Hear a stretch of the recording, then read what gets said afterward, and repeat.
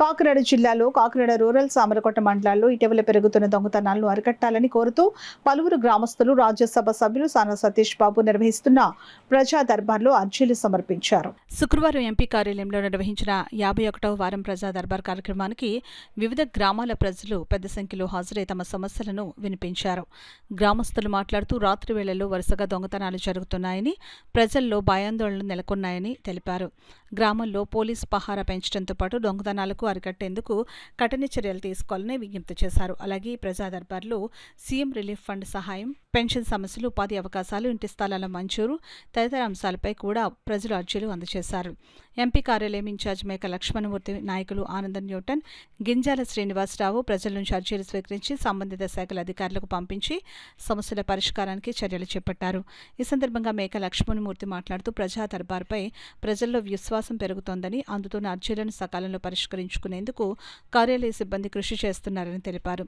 51వ వారం ప్రజా దర్బార్లో అనేక గ్రామాలకు చెందిన ప్రజలు హాజరై దొంగతనాల నివారణకు చర్యలు తీసుకోవాలని కోరినట్లు వివరించారు.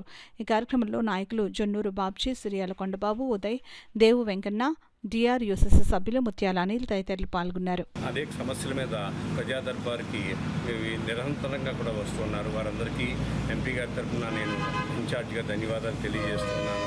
సానా సతీష్ బాబు గారు ప్రతి విషయం మీద కూడా సమస్యలు పరిష్కరించుకొని ముందుకు వెళ్తున్నారు. కాబట్టి ఈవేళ ఎంపీ గారు చేస్తున్న ప్రజా దర్బార్కి వారి యొక్క టీం చేస్తున్న కృషిని ప్రజలు గుర్తించారు. చాలా సంతోషమైన విషయం ఇది. ముఖ్యంగా ఈ నెలలో ముఖ్యమైన విషయం అంటే నిన్నే ఎంపీ గారు ఆదేశాలు ఇవ్వడం జరిగింది. మే నెల 27, 28, 29న మే నెలలో నెల్లూరులో ఒక అద్భుతమైన మహానాడు, తెలుగుదేశం పార్టీ మహానాడు నిర్వహిస్తోంది. ఈ మహానాడు కార్యక్రమానికి సానా సతీష్ బాబు గారు టీం అందరూ కూడా కార్యకర్తల్ని వాలంటీర్లుగా సన్నద్ధం కావాలని ఆదేశాలు ఇవ్వడం జరిగింది. దానికి సంబంధించి ఒక కార్యక్రమాన్ని కూడా ఏర్పాటు చేయమన్నారు.